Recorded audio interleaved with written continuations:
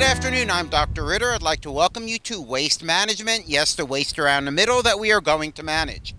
Today we are out here at the vegetable garden area. If you notice, they're all raised beds. That's so we can improve the soil. That's so we can have better drainage. Also out here, the kind of plants we are growing herbs and vegetables, possibly branching out into flowers later on. The reason being, we are growing the plants out here for research purposes for the students. They actually grow, learn good horticultural techniques out here, then they go inside where they actually run looking for heavy metals and do a soil analysis, plant analysis, sugar levels, etc. Today we're actually out here. I'm out here with two individuals. One is a student, one is our horticultural technician. Why don't I have them introduce themselves, and then we can actually start talking about the reason we are actually out here. Hello everyone, my name is Emmanuel. I'm a first year student here at Miami-Dade College. Joe Gross, I'm the horticulture tech out here in the garden. I assist the students. Okay, wonderful. So actually we are out here today to talk about lemongrass. Looks like grass to me. Where is this plant from? Well, lemongrass is a plant that is native to India, Asia, Malaysia, all of the pretty much southeastern countries. Of Asia. Of Asia, I'm sorry. Okay, terrific. This plant, is this full grown? Is this as big as it's going to get? Yeah, actually this is, well, it as we cut it, it grows back, but this is a pretty good size one. We could actually pull this out and break it up and turn it into smaller ones. So it actually gets wider but not taller? No, wider but not taller. Yes, like grass. Okay. This, since you say it's like grass, how does it spread? Does it like spread far away, or does it stay in clusters, bunches? It stays in clusters. Oh, okay, so it's nice and manageable. So if I were to have this at home, it's really easy. What size was this when you planted it? It was probably, actually it was just a small Can you dig up a little piece? Yeah. Here. Try to get it from the main plant. So yeah, we started with something that was probably about that big. Oh, okay. How long ago? Probably about a year ago. Wow. So I get this, that in a year. Yeah, exactly. And like I said, we're getting ready to pull this up and turn it into probably another dozen pieces and start them. Oh, okay. So it's relatively easy to grow, easy to care for. Water requirements. Very little. It pretty much lives off the rain. We do some hand watering here, but it's very drought tolerant. Okay, so uses of this plant. Why would I bother to grow it? It's pretty and all, but why would I grow it? Well, it has its medicinal purposes. Allegedly, a lot of island people call it the fever grass. They use it to soothe sore throats, congestion. It's also used as a detox tea. Again, there's no research on this, but it has a lot of legend to it. It's also great for relaxation and for sleeping. Now the leaves themselves, they're cut up and used for tea. You just boil the leaves, but then you can also use the stems. And I'll just cut a piece right here for culinary purposes. Almost treat it like a scallion if you want to flavor soups or salad dressings, sauces, anything like that. You can use the stems to flavor. They're of course not edible. Okay, when you say not edible... I mean, you're going to have a hard time digesting it, but also the leaves themselves are very sharp, so you don't want to put that in your mouth. Okay, so basically You use it for flavoring. Oh, okay, so you basically can put it in something, boil the water with it in it, Yes. and then when you're done, take it out. Yes, exactly. Oh, okay. And here's a stem. Which part of this would I actually be using? Well, you would use the whole thing, but again, you can't eat it. But again, cut it up almost again like a scallion, and that'll give you your flavor. Okay, so you basically want to increase the surface area, more flavor. Exactly. And the minute you cut it is when you release the essential oils and the flavor itself. Okay. This looks rather similar. I mean, it smells good. It smells, I mean, if you guys were out here, you can actually smell this. It does smell good. It smells like lemon. There's another grass, citronella, that is similar to this. Do you know anything about that? Right. Well, that's the one that is primarily used for industrial purposes. They use it for candles, use it for soaps, but they're more or less same family. Oh, okay. So they're closely related and it looks like this and grow it like that. Just it's not used for cooking. Oh, wonderful. Okay, so let's see. It's clustering type plant. Uh, if I were to, okay, so let me see if I get this. So I can literally start with a little piece like this. I just plant it. How deep would you plant it? I'd probably say about that deep. Okay, plant it about that deep, and then in a year I have something this massive. Yeah. And I see you've been. Just cut, you just harvest, and it just keeps growing back. It's grass. Okay, so basically you cut, harvest, and we're good. Ah, has this plant flowered? Does it flower? I've never seen a flower, no. Can you get seed for this?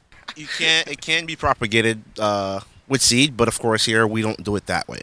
Okay, I guess you don't because you haven't seen it flower here, so obviously it's not going to produce seed here, so how would you know? I mean, to use it from seed. And I would think, I mean, why bother? If I can put this in the ground and have this in a year, why would I even bother to mess with seed? Right. I mean, this is just so nice, so easy. Yeah. So why not do that? Let's see. If a person wanted to buy this plant, where can they find it? You can pretty much find this at any of your local nurseries. It's a common plant down here in Florida and as well as California because these two states are the states that have the more or less basic temperature and conditions for it to actually grow to a healthy state. Okay, so if a person wanted to get this plant, you said they can get it in any garden center, literally. The type of plant you'll be getting, well, you have one there. Would it be that large? Yeah, typically they come in about this size or slightly smaller. But yeah, you can go to any of your local nurseries. You can get this. Like I said, again, down here it's kind of popular. But if you can't get a hold of it and you actually want to learn more, you could come here to MDC and would be more than happy to share all of our knowledge with you and pretty much get you started. Okay, Joey, you started this plant, correct? Yes. When? How long ago? 6 months ago. Okay, so it's that big in 6 months, and you get this in a year. About a year. Can I use this for ornamental purposes? If I want to use it to look pretty? I think you could. You could do a hedge of this. You could use it in your landscaping. It's just like seagrass or any other decorative grass, but you get the benefits of the smell of the lemon and having it on your property and just being able to go out there and cut it free will. Okay, so it looks this good actually making it through the winter. And how does it look through the summer months?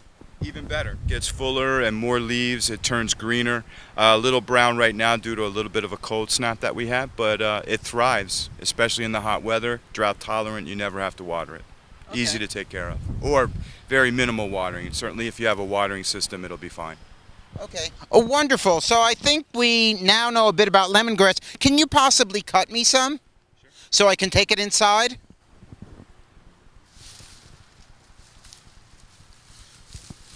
How much you want? I don't know.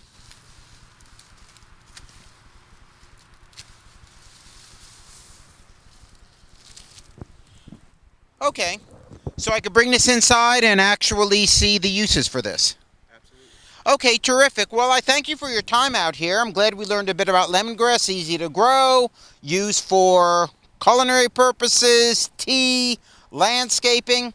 Now I'm going to go inside, talk to Professor Patton. He's our nutritionist. He's actually going to tell us how to utilize this stuff in cooking and the benefits of using lemongrass. Thank you again for your time. I'll see you inside.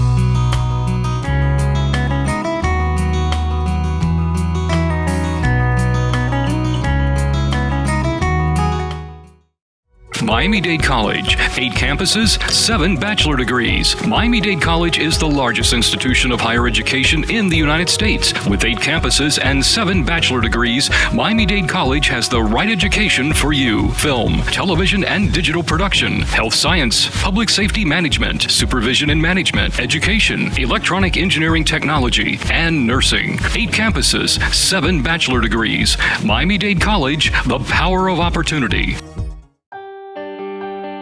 Fresh thinking is being served at Miami-Dade College. Create your own recipe for success in the evolution of food culture at the Miami Culinary Institute. Learn the skills you need to jumpstart your career in the culinary arts. Turn green into gourmet and celery into salary. Miami Culinary Institute. Food, culture, innovation. Visit us at miamidadeculinary.com. Register now. Miami Culinary Institute. The School for Continuing Education and Professional Development has an outreach center in Aventura. With many classes to offer, the center has the perfect course for you. We offer many computer courses like Microsoft Office, web design, and various IT certifications. For more information or to register, you can visit us online or call 305-936-2585. The future is in your hands. Register now.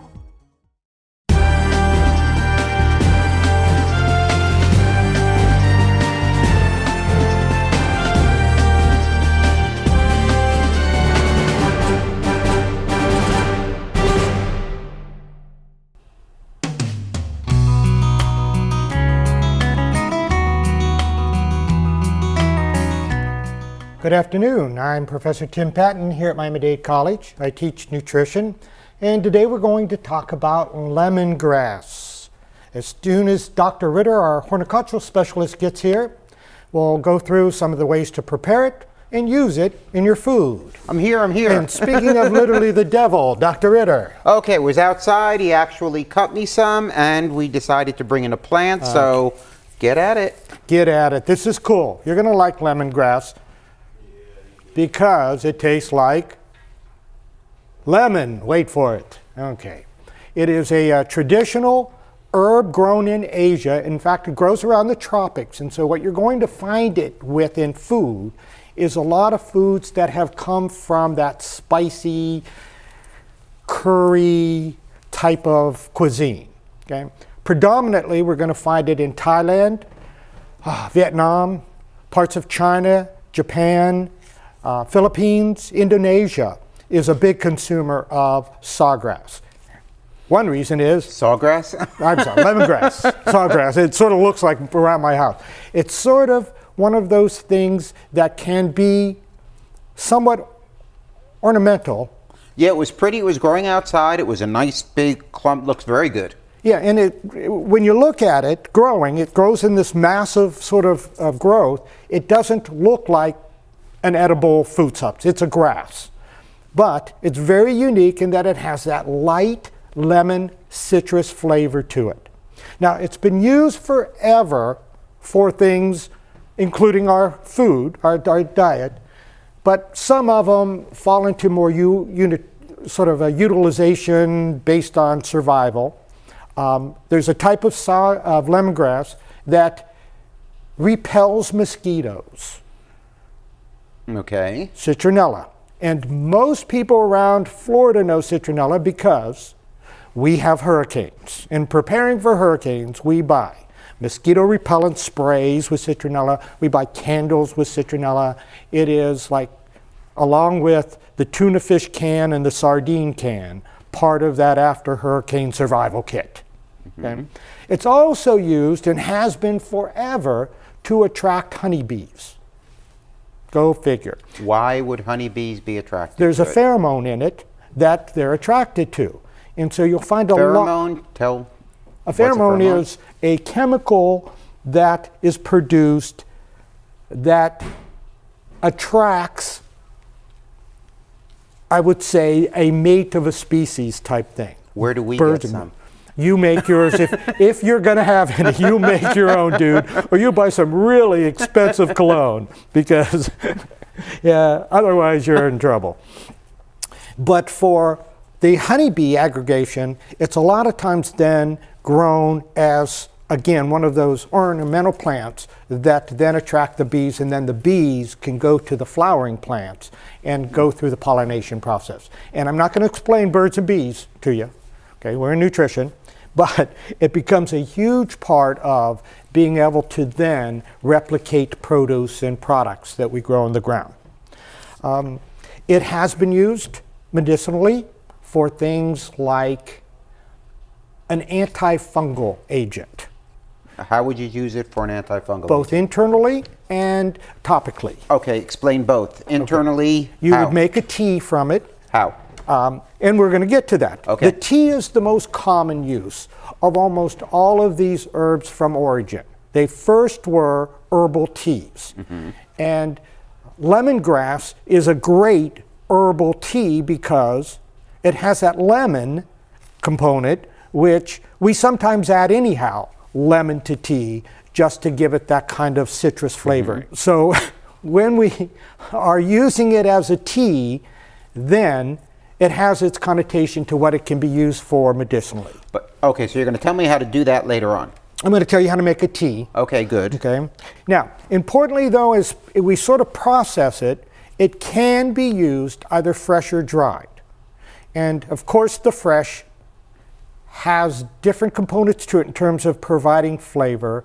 The fresh is what we would prefer when we're using it to make sauces or flavoring agents for food. But dried, obviously, is the way we extend its life. So can I just dry the leaf and that's good? Well, no. Okay, what part? Okay, first what you do is you cut off the bulb. Okay. So Okay. I'm getting this one particularly because the bulb's still there. You'd cut about 2 inches up from the bulb, and then the bulb gets discarded. Going up, you then start using the plant maybe 2/3 of the way, cutting off the top third. And though it can be used, and it can be used for teas as well, it is sort of the 2/3 of the plant that we're going to end up at some point chopping up. And again, on some of these, you can sort of see in the bulb area where there's really some mass to it. There's a thickness in the diameter, and as this goes up, this becomes what we're going to make into a curry sauce like that, okay? So this is the bulb discarded. This is the part we generally use. Okay. This part can be used for tea if you sort of chop it and then stew it for a while. But then as we go up, we just sort of chop it or mince it up. How long will it maintain its aroma? Okay. Well, if you have pulled it and chopped it and you want to keep it for a while, the best way to do that is freeze it. In fact, if you go into Asian stores, I spend way too much time in Asian stores, Steve. You know my wife is Japanese, so we know them all. You can find lemongrass fresh produce, or you can find it chopped and frozen. Okay, chopped and frozen now gives you a real easy product to work with. Basically, you take it home, slice it up, and then we're going to refine it. And it's just a term used. I mean, it's great. We're not going to add anything before we use it. But the refining process is to take what we've chopped up and then throw it into a blender and mince it down to the size of maybe something like minced garlic. It makes it more edible. Even when then we use it in a recipe, we're going to boil it for about 5 minutes just to soften it for it to be more edible. Okay. And speaking of garlic, one of the traditional usages of lemongrass in the Asian cuisine is to mix it with things like garlic and curry to then make sauces. Now, we don't always call them a lemongrass sauce, though there is lemongrass chicken and there is certainly lemongrass tea that has the name in it. But things like red curry sauce would have the curry, it would have the garlic, it would have some of the other sort of spices and herbs that we would add, including lemongrass. Can you actually taste it in there with the Yes. curry and all the other flavors? Yes, and most of the recipes will say that if you're using the lemongrass recipe and then don't have lemongrass, simply use lime. And that gives it that slight citrus taste. It's not quite the same, but it's similar enough in taste that it works, okay? Now, besides the medicinal, again, it is the hallmark of especially Asian cuisines like Thai. Okay, get back, you said medicinal. You said so internally as a tea. So And- you're going to tell us that. I still want to know how to do that. I want to know, and topically, what do I do? Just rub it on, rub it on me? Pretty or- much take the minced or refined part, and if you have an outside fungal, and I don't mean to be gross, but sometimes we get things like toenail fungus. Well, then it works as one of those things you can sort of rub on to Do you kill have the to fungus. mix it in anything, or just? No, you don't. In the tea, we generally make the tea with ginger. Fresh ginger, fresh lemongrass.